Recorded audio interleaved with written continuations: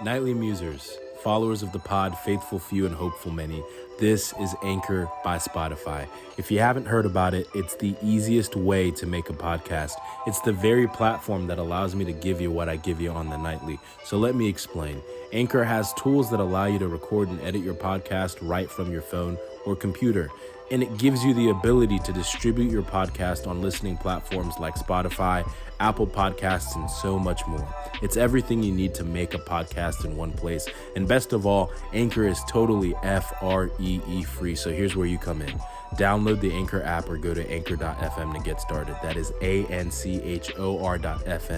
to get started. Thank you very much. Peace.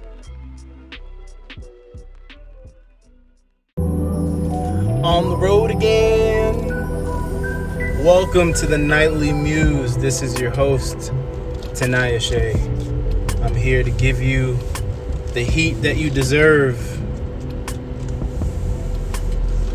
Please do not swerve my attempts to entertain you. Day 2, successful. Just leaving the gym. I got a good workout in. And played basketball at some buddies of mine, Jack and Will. You know who you are. I love them very much. Jack just committed to play college football recently, and I'm very proud of him. But I'm friends with their older sister, and they're like little bros. I've adopted them, or they've adopted me. I'm not sure which way it is, but it's a mutual relationship. Lifting today was a lot of fun. And I think today's episode is in part dedicated to my friend Tyler Reavis. He owns a couple boxing gyms, 9 rounds, and I said this last episode, I was a part of, team frameworks. And when you're a part of those frameworks, everything is structured for you. Everything is organized. And you cannot do it. But that's not who I am. I am by nature a rule follower. I want to, I'm not like a Kool-Aid drinker in the sense that I'm gullible, but I want to believe in a cause. And so if the cause is winning the state championship, yeah, I'm all about that. And I'm going to do my part. If the cause is personal and it's getting on the starting lineup, I'm going to do what I need to do to get on the starting lineup and excel. And so I was never necessarily but then there's a spectrum. There's the natural gym rat who just eats weights.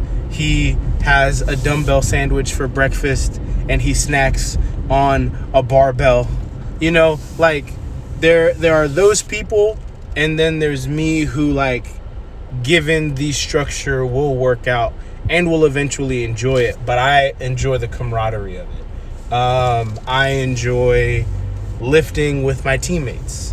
I enjoy doing conditioning with I will do something that I hate with the people that I love. And that was my high school career, because that's when I started lifting. And getting outside of that framework made it a lot harder for me, because I didn't naturally know what lifts to do outside of bench, squat, and deadlift. And I just didn't really have the desire. If I'm being totally honest. If my friends wanted to do it, I would do it with them. Again, I'll do something I don't really love with the people that I do love. And so Tyler, he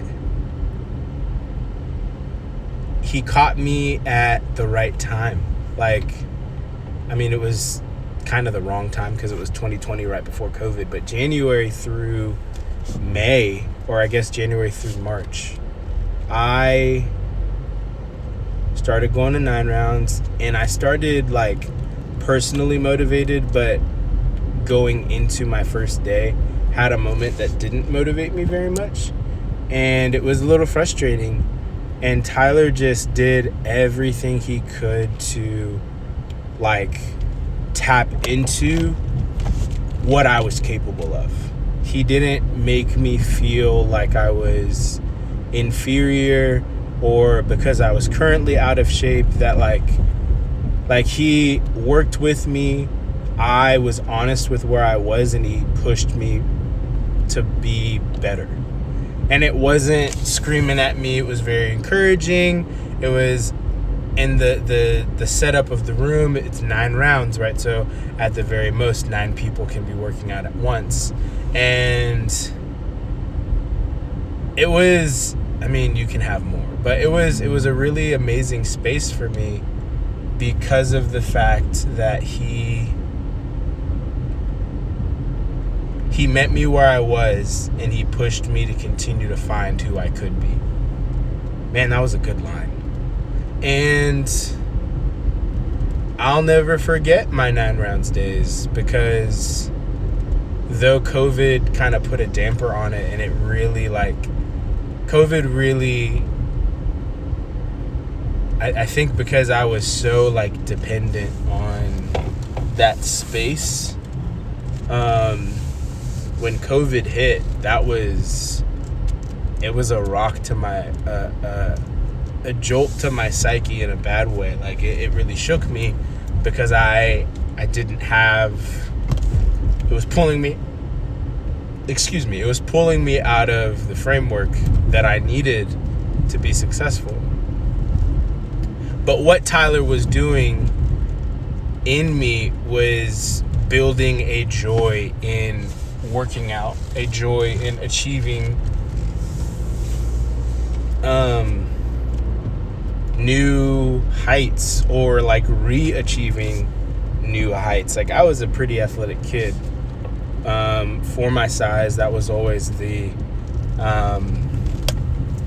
I'd go to football camps, and I would always be like the surprise guy, the dark horse, the put in the B group, beats everybody in the B group, and then gets put in the A group, and then shows that he should have been in the A group the whole time.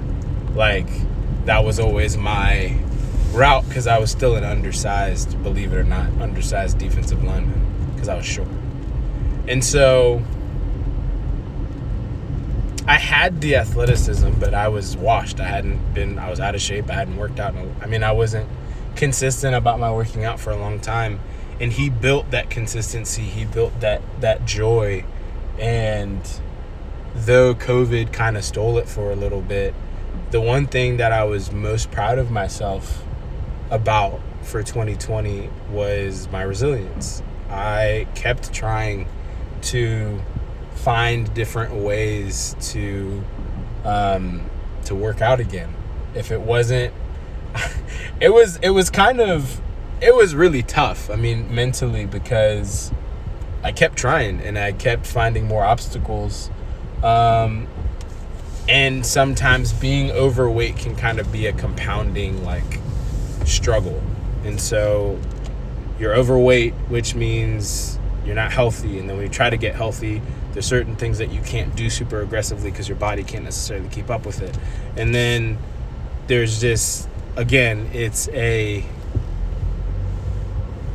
kind of a compounding, like, obstacle of sorts. And so when I finally got to, like, October of last year, I bought running shoes. I started running. So the kind of the chain of events was I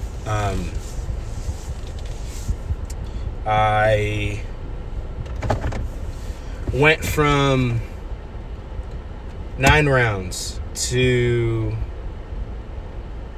that kind of falling through because I was doing a live stream and I was punching air, and it was the worst thing in the world.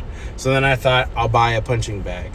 Put together the money to buy the punching bag. The punching bag never came.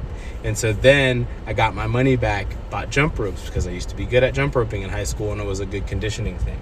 So I bought the jump ropes, bought the app that came with it and everything, started jump roping pretty consistently, but it was killing my shins because I was too heavy. So then I was like, well, crap, if I can't do that, I can't do this. I even tried to do another membership of 9 rounds, and I hated the new gym. The new gym was not the same. It was, I'm not going to say where it was, but to where I moved, that 9 rounds was awful. And so it was like everything I was trying just didn't really work. F3 was way too early in the morning, and I wasn't going to be able to do 2 things that I don't enjoy doing, which is waking up at the crack of dawn and running all over the place. But what ended up happening was I bought running shoes and I started to run. And over a 3-month period, I ran more than I'd run in like 15 years, which is to say I hated running. And if it wasn't incentivized through another sport, I didn't do it. And so it was an interesting time, and I ended up like not getting a stress fracture in my foot, but going towards that because instead of pronate, I supinate, which means you walk on the outside edges of your foot, and that's not good biomechanically, and it was damaging my foot. And so it was like, my goodness, just a year's worth of obstacles. And again, talking about kind of my growth mentally, it was like I could choose to look at this year as solely obstacles, or I could look at this year as obstacles that I was working to get past. I never stopped trying. I always kept moving on to something else to say, all right, if this doesn't work, then I'm going to do something else. But I'm not going to give up. And I almost did a lot of times, but I didn't. And that was in part because of the people that were around me along the way. And so I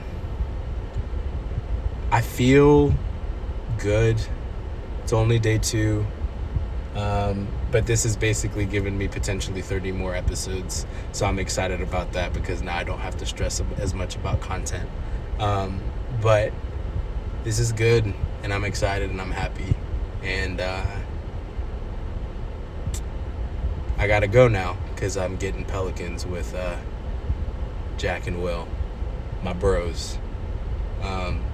But here's to resilience. 2020 was a very tough year for a lot of people. But one of the things that we can say on this side of all of the things that have transpired in the past 2 years is that we are a resilient people. The human species is a resilient species. We have our faults and our flaws, but for the most part, by the grace of God and strength and weakness, His strength in our weakness, He helps us to persevere. And persevere we did. So here's to perseverance. Here's to striving towards consistency and playing basketball. Because let me tell you, I was cooking today. Shout out Low Fly. That's all for today. Peace.